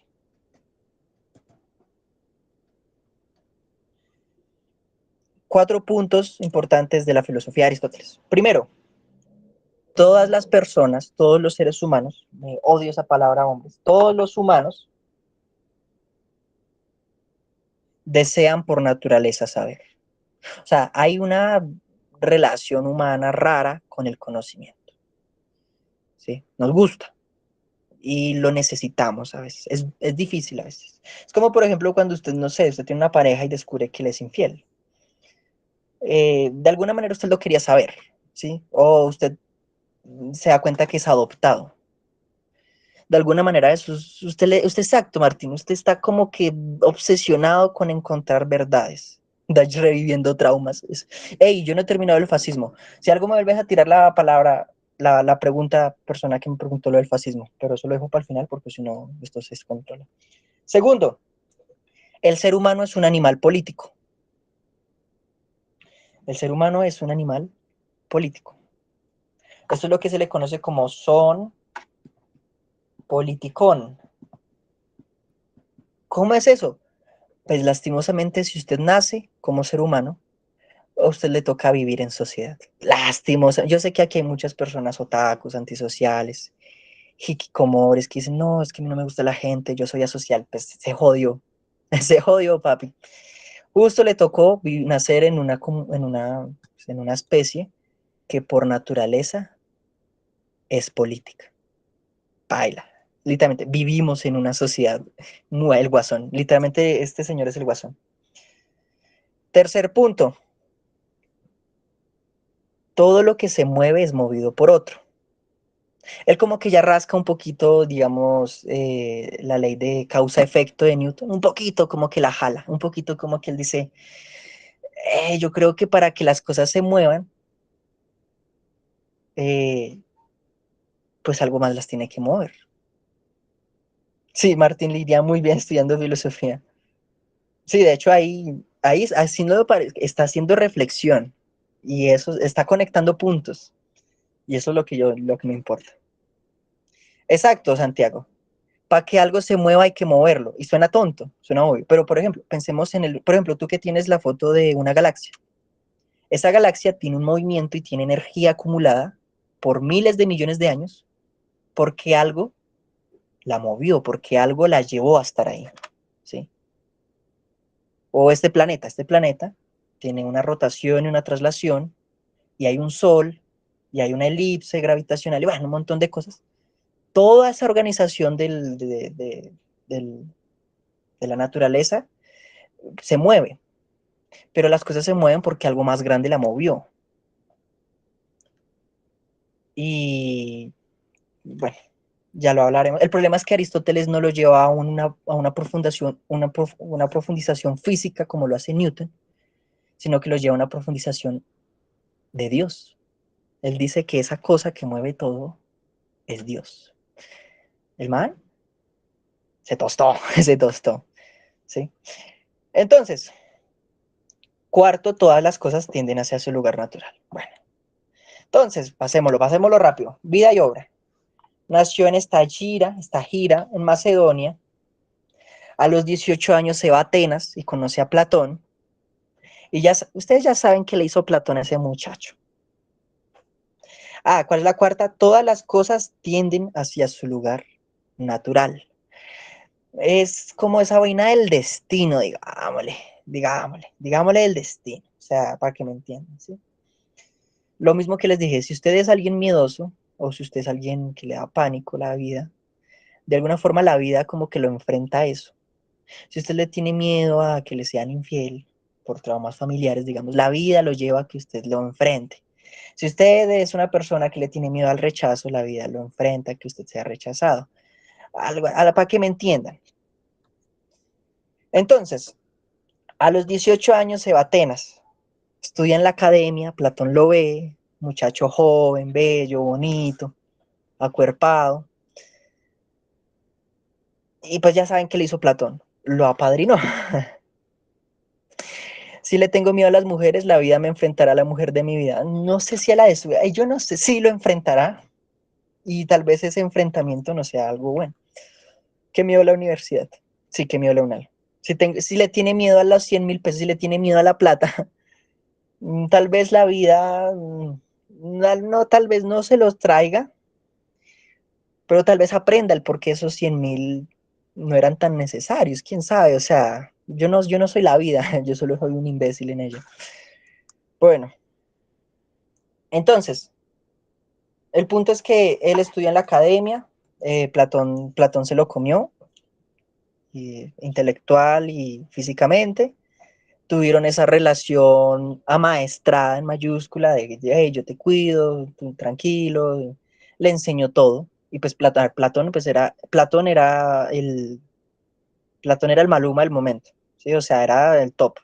Usted va a hablar con Platón, durísimo, ¿sí? Usted habla con Platón. El punto es que a Aristóteles no le gustó la filosofía de Platón en el buen sentido, o sea, él dijo que Platón tenía una filosofía incompleta y pues técnicamente él decidió crear su propia escuela llamada el Liceo, pero eso ya lo hizo viejito. Y en el Liceo estaban los peripatéticos, que los peripatéticos eran los filósofos que reflexionaban caminando. Yo sé que a ustedes les ha pasado que ustedes salen al campo solitos a veces o con gente y de alguna manera salen hablando basura, popó, profundidades, y cosas. Bueno, eso es profundamente aristotélico. Aristotélico decía que la mejor forma de filosofar era caminando, ¿sí? Mientras que la academia en Platón, que influenció todas nuestras escuelas, pues es sentado escuchando. Serían chéveres las escuelas si fueran caminando, ¿sí? Bueno, se casó con Pitias, después se casó con Hérpiles y tuvo un hijo llamado Nicómaco. Eso no importa. Importante, fue llamado por Filipo II y fue tutor de Alejandro Magno. ¿Listo? Bla, bla, bla. Bueno, profe, bueno, a mí no me importa. ¿Qué dijo Aristóteles? Yo quiero saber. Bueno, Aristóteles, Platón era profundamente idealista. Él decía que el conocimiento venía de las ideas, ¿sí? Y que habían dos mundos, o sea, era dualista. Ya saben, el mundo inteligible y el mundo sensible, ¿sí? Ya lo sabemos. Pues para Aristóteles el mundo es solo uno, y eso lo hacía profundamente realista. Él decía, parce, eso de que el mundo se separara en dos, usted es un bobo, el mundo es uno, y lo estamos viviendo, lo estamos experimentando. ¿Sí? Él estudió profundamente la física. ¿Qué pasó, Martín? Chiqui, una pregunta curiosa. ¿Qué? Digamos, el hecho de que, espera, sube un momento. ¿Acá? Sí, ahí. Digamos, Aristóteles lo que basa es de que es realista, ¿sí? Y Sí. Platón, pues como dice, idealista. Digamos que Aristóteles en resumen lo que está hablando es de que él plantea que esta vida solo es una. O sea, no hay otro mundo, no hay otra cosa. Por eso le decía bobo a Platón. Y lo que él cuestiona es de que el conocimiento que nosotros obtenemos es lo que tenemos en esta vida, ¿sí? Porque solo hay una, Sí, no hay más. sí, Y sí. bueno, sabiendo eso, o sea, básicamente lo que está diciendo es de que también usó las bases de otros filósofos más adelante para decir que que nuestra vida es solo una y por eso hay que aprovecharla. ¿Sí? De hecho, sí, por ahí va. Lo de aprovecharla es importante, porque es Ujú. que ya Aristóteles no solo hablaba, digamos, de cómo, no era como Sócrates de compórtense así, o Platón de piensen así, sino que Ujú. Aristóteles hace una relación entre conocer y experimentar la realidad. De hecho, Ok. eso es lo que vamos a ver, porque no, Luis, ese es Platón, el que estábamos hablando ahorita, el que decía que nosotros nacíamos con todo y que por medio de la educación íbamos redescubriendo, ¿sí? Como recordando. Aristóteles no, Aristóteles decía que no, que nosotros no nacíamos con el conocimiento, pero que lo podíamos adquirir, ¿sí? A través del Entonces, tiempo en este mundo. sí, y esa, la experiencia, profundamente la experiencia. De hecho, el término experiencia reflejado en la vida es que usted es alguien con experiencia, es aristotélico. Aristóteles es el que trae ese término. Entonces, el cambio. Él intenta recoger todos los problemas filosóficos antes, ¿sí? ¿Qué es el ser? ¿Qué es el no ser? ¿Qué es el movimiento? ¿Qué es Dios? ¿Qué es la ética? Él recoge todo, todo. De hecho, sí, Johann Heráclito era profundamente, Aristóteles era profundamente heraclitista. De hecho, aquí se nota. De hecho, él no solo era heraclitista, era de Parménides también. Era de Parménides. Porque esto aquí, por ejemplo, él pregunta, ¿cómo se pasa del ser al no ser? ¿Sí? Y entonces, Heráclito decía que de la bellota se pasaba al árbol. Uy, esa flecha tan hermosa. Que de la bellota se pasaba al árbol porque de alguna manera eso era el cambio, era la oposición. ¿Sí? Los opuestos chocaban y la bellota pues crecía, germinaba y generaba el árbol. Era cambio. Y Parménides que diría, no, usted está tonto, el cambio, no, la bellota y el árbol siguen siendo lo mismo, solo que cambió tu percepción alrededor, ¿sí? Porque tú no viste crecer el árbol, tú solo plantaste la bellota, volviste a los años y era un árbol. Entonces el cambio es aparente, ¿sí? Ahora, Aristóteles junta los dos y dice, no, no, no, vamos a explicar esto. Hay dos tipos de cambio, el sustancial y el accidental. En el sustancial hay dos tipos de subcambio, la generación y la corrupción. ¿Cómo así? Un ejemplo de generación, el nacer. El nacer es un cambio sustancial de generación. ¿Sí? Por eso nosotros le llamamos a nuestros antepasados o a nuestras familias las generaciones. Las generaciones. Eso es Aristóteles. Aristóteles es el que ya, gracias a Aristóteles, nosotros llamamos hacia las generaciones. El nacer y el de tener familia, eso es un cambio de generación. Y la muerte de sus familiares es un cambio de corrupción. ¿Sí? Voy a poner un ejemplo, una manzana. Un árbol que genera manzanas, si en palabra genera, un árbol genera manzanas, pero la manzana cuando se cae del árbol y cae al piso, se corrompe y se pudre. ¿Sí? O sea, Aristóteles tiene una forma mucho más científica de explicar el cambio. Dice Santiago de Johan que dice que Heráclito y Parmenídes son las dos caras de la misma moneda. Muy bien, Johan. Eso es lo que pensaba Aristóteles, que eran lo mismo, solo que no se habían entendido lo suficiente. Santiago dice, va a sonar muy salido el tema, pero técnicamente el ser o no ser de Shakespeare, exactamente, Santiago, lo estás conectando. Por eso Shakespeare, los grandes literatos de la historia, si usted quiere ser un gran escritor o alguno aquí quiere ser un gran escritor, toca leer filosofía, porque a leer filosofía es leer sobre las conversaciones de la humanidad. ¿Sí? Martín dice, el promueve es dar el cambio y usar el término, romper nuestras cuatro paredes.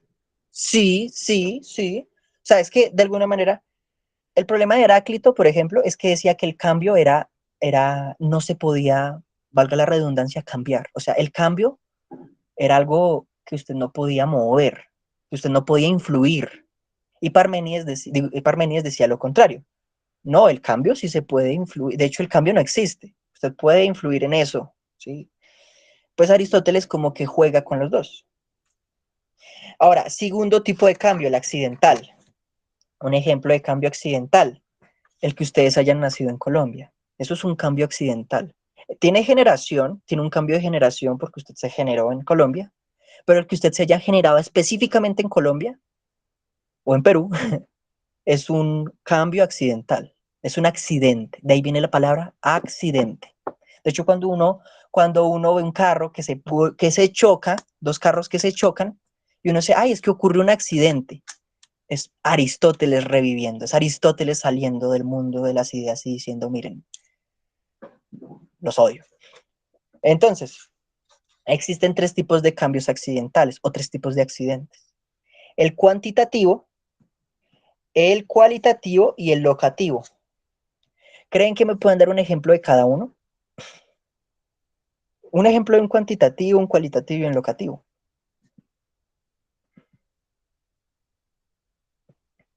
Sí, crecer, crecer. ¿Eso qué es? ¿Locativo, cuantitativo, cualitativo?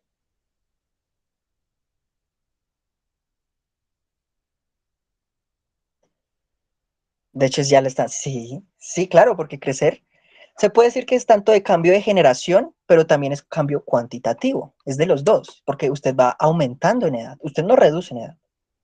Pero también miren que tiene un cambio cualitativo. Usted cambia en cualidades. El ustedes de hoy, de entre 15 a 19 años, no es el mismo el de ustedes de 5 a 6 años. Sí, cambió la edad, cambió el número de la edad, pero también cambió su pensamiento. Y eso es una cualidad. Sí, Martín, ese que tú mencionas, el del río, ese es Heráclito. Y por eso es que Aristóteles intenta desmentir a Heráclito. Decir que su forma tan, bueno, ellos lo llaman determinista, o sea, de determinar que la realidad se comporta así, está mal. ¿Sí? Eso es lo que intenta. ¿Qué pasó? No actúa.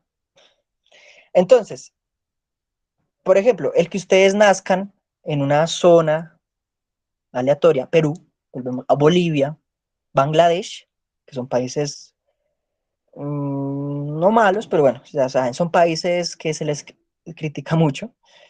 Es un accidente locativo. Exacto, Johan. Es locativo, locativo. Un accidente locativo. O África, exacto. Ustedes, por suerte, entre comillas, nacieron en Colombia. Suerte. Pero pudo ser peor. Pudo ser peor. Al menos pudo ser peor. Un ejemplo, por ejemplo, ellos no sabían, no sé, que la estatura, por ejemplo, se definía de manera genética. Eso se descubre después. Aristóteles creía que la estatura se definía de manera pues, accidental. Era un accidente. Usted no lo podía controlar. Y era un cambio cuantitativo. ¿Sí? Bueno, entonces, para Aristóteles, la materia, porque es que él ya empieza a hablar de materia. Eso es rarísimo. Imagínense ese socio estaba tan tostado que ya empieza a hablar de algo llamado materia. Y esa palabra de materia viene inspirada de los atomistas. ¿Sí? Y él decía que la materia era toda cosa que estaba sujeta al cambio. Durísimo esa definición. Y que la materia estaba compuesta por dos cosas. Eh, bueno, es que se me movió la tablet, maldita sea. Ah, no, la formación, la forma y la privación. Esto de privación, quítenlo. Es que como estas diapositivas son hechas por una españoleta, los aprecio mucho, pero nosotros entendemos esto como sustancia. La materia está hecha por dos cosas, por forma y por sustancia. Europa en el siglo. Define un ejemplo de materia, please. Pues un ejemplo de materia, según Aristóteles, digamos según Aristóteles, todo sujeto de cambio, o sea, es toda cosa, podríamos decir que podamos observar. ¿Sí? Por ejemplo, es su familia, en el sentido cualitativo. Su familia no es la misma que hace 2 años. Podrán tener tal vez el mismo cuerpo, tal vez el mismo carácter, pero no son los mismos. Ellos están compuestos de materia. Un ejemplo más menos vivo. Los árboles. Los árboles no se quedan quietos. De hecho, ya sabemos que los árboles nunca se quedan quietos. Los árboles están en un relativo constante movimiento. Por más efectivo que sea un árbol, en algún momento se va a corromper y se va a morir. O sea, está a constante cambio. Pues pueden tener la misma mentalidad, pero no son los mismos. ¿Sí? Puedo cambiar la mente, pero ¿qué tal si cambió? Pudo no cambiar la mente, pero ¿qué tal si cambió el cuerpo? Chiqui, o ¿Qué? sea, tú hablas como de algo, de una forma que no es algo perfecto, algo así. Sí, sí, por ahí va, sí. O sea, que sí tiene constante cambio, digamos, una manzana, ¿sí? Porque, digamos, Sí, al principio, pues está madura y todo, pero con el tiempo se va a pudrir, sí, sí, ¿sí? sí. Ah, y eso también se considera como nosotros como seres humanos, porque nosotros como seres humanos, pues vamos a cambiar en muchos términos, por así decirlo, tanto Ajá, físico, mental, estético, bueno, de todo, ¿sí me puedo entender? sí. Ok, gracias. De hecho, Gracias. sí, esa es la diferencia y por eso se separa de Platón. Porque para Aristóteles, el cambio no es perfecto. El cambio no tiene que ver con el mundo de las ideas. Ocurre y ya. O sea, yo no puedo ponerme a decir, ay, es que este cambio fue bello. No, yo no sé, cambió. Yo no puedo, sí, o sea, cambió. Déjemelo. Entonces, las cosas tienen una forma y una sustancia. Cuando me refiero a forma y sustancia, mírenlo, por ejemplo, voy a poner un ejemplo. Con las figuras geométricas. Uy, no, perdón, esta figura geométrica está horrible. Voy a poner una estrella. Esto es una estrella, tiene una forma de estrella, es de estrella, digamos. Pero miren que yo de esta forma, si yo le agregara sustancia, yo podría tal vez convertir esto parecido en una flor, ¿sí? ¿Sí? Yo podría como convertir esto parecido en una flor. Suena tonto, este ejemplo suena tonto, pero de alguna manera eso es lo que creía Aristóteles, que así se formaba la realidad. Un Pokémon, sí, ese es el no importa, no va a salir con freaks. Bueno, voy a poner otro ejemplo. Esta forma, ¿sí? Yo de esta forma, no sé, yo puedo de alguna manera pues traer algo, ¿sí? Si yo le agregara sustancias, o sea, si le agregara algo adentro, no sé, X cosa, yo cambio la cosa, así como que la vuelvo materia, o sea, eso es un ejemplo completamente mental. Voy a poner el ejemplo del caracol, que el ejemplo del caracol es el más clásico. Yo sé que esto es una espiral, pero si yo llegara y le agregar algo de sustancia, pues esto yo lo puedo convertir en un caracol. ¿Sí me entienden?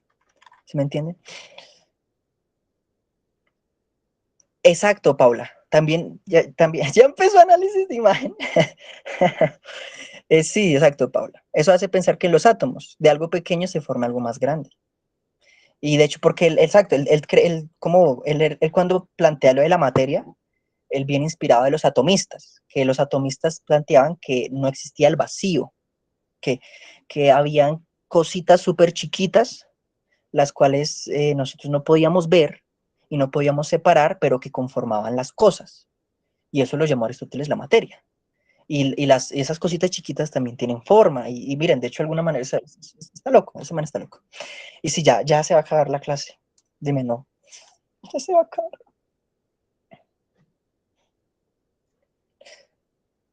Entonces, yo creí que hacían análisis de imagen por mis dibujos feos. No queremos que se acabe. No, pero sí ya. Entonces, voy a terminar. Es que sí, es que uno para explicar esto bien es uno de tirar todo, todo un semestre. Para terminar, estas dos palabras son muy importantes. Potencia y acto. Esta palabra llamada potencia es lo que después, gracias al inglés, Sí, en el mundo de las ideas. Toca en el mundo de las ideas hacer más clase. Esto es lo que después en el inglés esta palabra potencia se convierte en energía. Suena chistoso, o sea, es que Aristóteles no postuló ningún axioma físico ni matemático, no propuso una teoría así matemática comprobada con ecuaciones, pero sí puso los términos que después la física recoge para explicar lo que se conoce como realidad, ¿sí? Entonces, ¿cómo Aristóteles explicaba el cambio de una bellota a un árbol? ¿Cómo? Pues él explicaba con el acto y con la potencia, ¿sí? Esa bellota, en su acto, o sea, en su existencia inmediata, es una bellota, es una semilla y toda cochina, toda pendeja, pero con el cuidado suficiente y con la atención suficiente, esa bellota tiene la potencia de volverse un gran árbol. Así como la canción de El granito de mostaza, de si tuviera fe, como un granito de... Pues algo así, ¿sí? O sea, muy bien, Martín, muy bien, Martín. De hecho, esa pregunta que tú haces, si realmente es una bellota, mira que Aristóteles dice que está como, o sea, así como después eso lo agarra la física cuántica, esa bellota está en una superposición, ¿sí? Está en una superposición, las cosas están en una superposición. Por ejemplo, ustedes están entre la superposición de quedarse fuera o quedarse adentro de la Universidad Nacional. ¿Sí? Ustedes en este momento están en esa superposición. Ustedes en este momento son estudiantes de la Universidad Nacional y al mismo tiempo no lo son. Eso ya depende de su potencia. Exactamente, Dey. Lo entendiste muy bien. Muy bien, lo entendiste muy bien. De ahí viene la palabra potencial. Es como el gatico de Schrödinger. Es lo mismo. Es lo mismo. Es lo mismo. Aristóteles así ve la realidad, como una superposición. Bueno, aquí esto hay mucho. Aristóteles postuló causas. Aristóteles trae la palabra causa, trae la palabra activo y pasivo, bueno, trae la palabra memoria, trae la palabra imaginación, trae la palabra, bueno, trae un montón de palabras. Ese señor era muy bueno para inventar palabras. Para terminar, para terminar,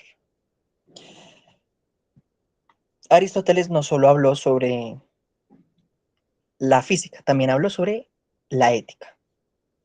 La ética de Aristóteles decía que el fin de cada ser humano era la felicidad. La felicidad entendido como eudaimonía. ¿Qué es la eudaimonía? El florecimiento. Ustedes en este momento que son jóvenes, son chicos y chicas jóvenes, están entre el equilibrio entre florecer y no florecer. ¿Saben qué diferencia el que ustedes florezcan o no florezcan como personas? El hábito. Para Aristóteles, el hábito forma el carácter y el carácter forma, pues, técnicamente, el destino. Usted y su destino define qué tan feliz es usted. Usted para llegar a ser feliz, según Aristóteles, usted no llega buscando cosas que le den placer, sino llega proponiéndose metas, haciendo hábito para llegar a esas metas, formando carácter para mantener esos hábitos, y si usted forma suficiente carácter, cambia su destino, cambia su vida. O sea, sí, el estoicismo se inspira mucho de Aristóteles, demasiado, demasiado. Todo el mundo se inspira a Aristóteles, por eso les digo que es la persona más citada del planeta. O sea, ese man hizo. Por ejemplo, ustedes que están aspirando a la Universidad Nacional, a ustedes les queda una semana, chicos y chicas. Miren, yo no sé si van a pasar o no, eso es muy accidental, pero sí les recomiendo que empiecen a formar hábito. Yo sé que en una semana dicen, ay, es que en una semana yo no alcanzo a estudiar nada, no importa. Dejen de ver el examen solo como su objetivo final o su causa final.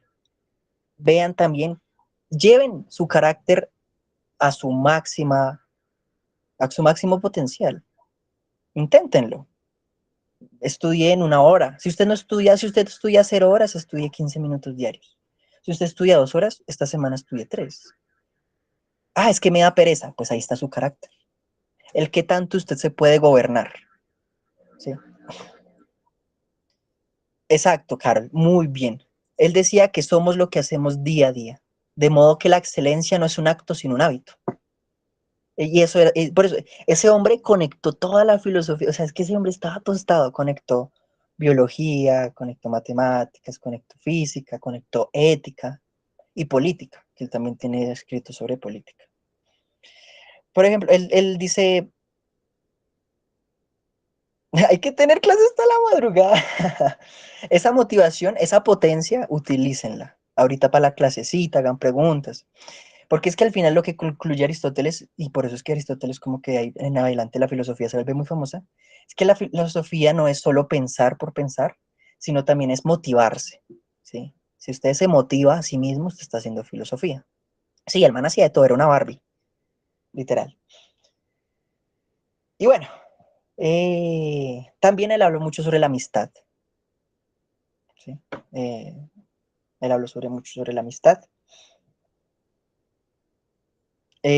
¿Cómo dijiste de qué? Porque he hablado mucho, llevo mucho tiempo, ¿no? Que la filosofía para Aristóteles no es solo pensar de manera adecuada, también era la motivación que usted se da hacia usted mismo, ¿sí? Si usted se pone a reflexionar, por ejemplo, a mí me gusta mucho pensar sobre la muerte. A mí me ayuda mucho pensar sobre que me voy a morir y ustedes también se van a morir.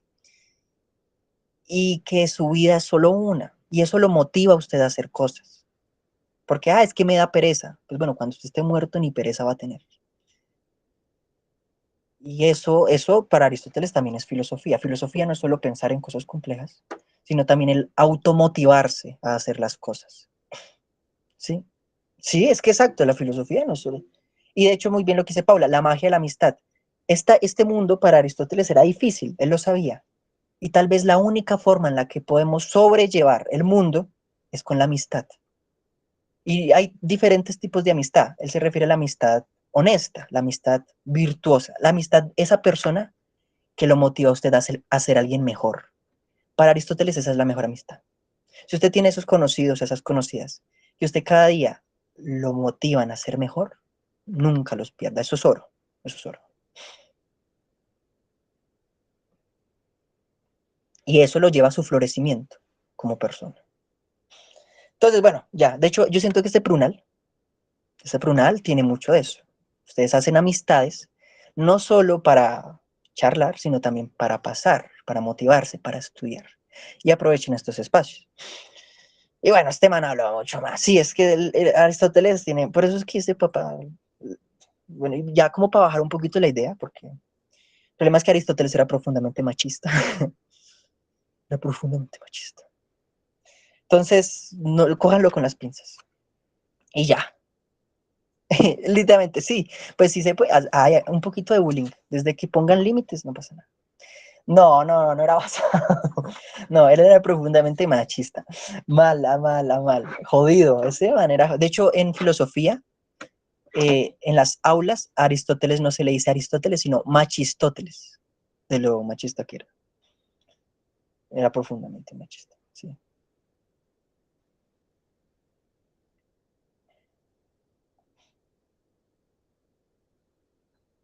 ¿Qué?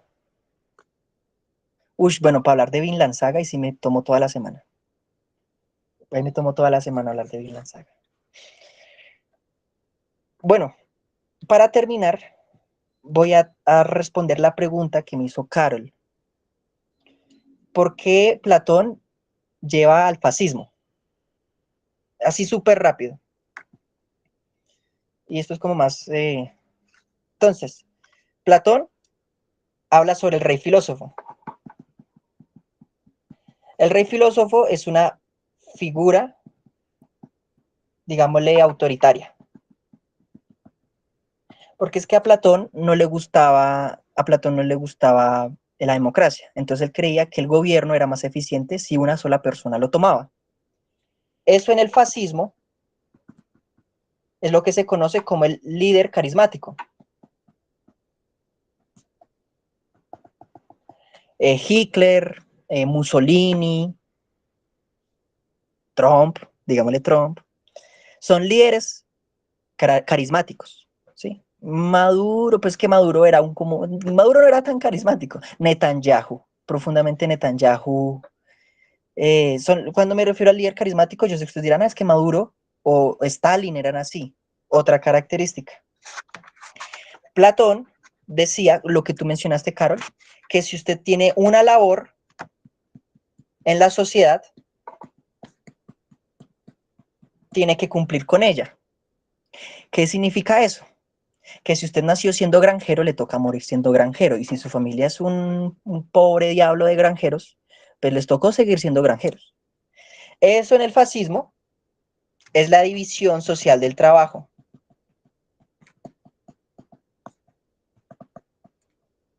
O sea, usted tiene un trabajo para toda la vida, porque en el fascismo eso ocurre. Si usted es un gran empresario, usted no es como en el liberalismo, que usted mañana puede salir y decir, ay, ya me cansé de ser empresario, voy a ser filósofo. No, no. En el fascismo, como todo, bueno, gran parte de la economía está planificada, una buena parte de la economía está planificada y está acordada, usted no puede romper ese modelo económico. Tercero, usted cuando tiene un líder, y para terminar, usted como tiene un líder carismático, usted tiene que alabarlo, ¿sí? Y usualmente alabar ese líder carismático implica, digámosle, obsesionarse con el poder central, ¿sí? Por ejemplo, Hitler, mucha gente, a pesar de lo que pasó, sigue admirando a Hitler, lo siguen admirando profundamente, profundamente. Ese fervor que se tiene hacia Hitler es muy similar a lo que Platón decía que debían tener los ciudadanos hacia el rey filósofo, ¿sí? Porque ese líder es carismático, es atractivo, mueve las masas. Y en ese movimiento de las masas hace que la gente deje de pensar su vida privada como privada y empiece a volverla pública. Porque entonces su vida empieza a ser asunto del líder, ¿sí? Eso lo explica muy fácil George Orwell en 1984, ¿sí? Del Gran Hermano. El Gran Hermano nos está observando a todos, nos está escuchando. Y si usted ofende al Gran Hermano, en su vida privada, en su vida íntima, está ofendiendo a toda la vida pública. Sí, el Gran Hermano. El Gran Hermano es el líder carismático de 1984 y es el antagonista. Es un señor que usualmente sale en la televisión y en la radio y que es el que gobierna a todos. Sí, el Big Brother. Big Brother is watching. Es que Rebelión en la Granja es más un texto hacia el comunismo. 1984 es más un texto hacia el fascismo. Mientras que Rebelión a la Granja es hacia el comunismo, hacia el socialismo, por si algo. Y por eso, Carol, es que Platón se dice que es uno indirectamente de los fundadores del movimiento fascista. Indirectamente. Indirectamente. También de los monárquicos, de la monarquía. De hecho, la monarquía, lo que conocemos como la Edad Media, se fundamenta en Platón de ahí para adelante. Platón es el que los justifica, política y religiosamente.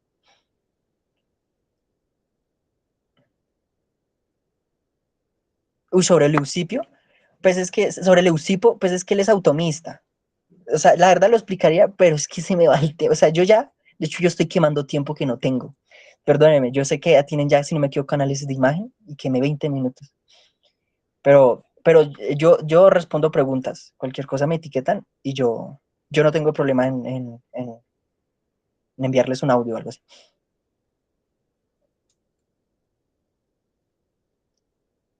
Bueno, me les voy. Adiós. Eso fue todo. Voy a dejar, si ya tienen dudas de más, o sea, tipo que ustedes digan, profe, estos días, yo también ayudo con lógica proposicional, por si algo, voy a dejar mi Instagram para que cualquier cosa digan, profe, no entendí esta pregunta, qué pereza estudiar. Y yo les digo, también me da pereza estudiar, pero bueno, hagámosle juntos. Y ahí echamos cháchara. Y bla, bla, bla, bla, bla. Y bueno, ya, va a terminar esto, voy a dejar de presentar.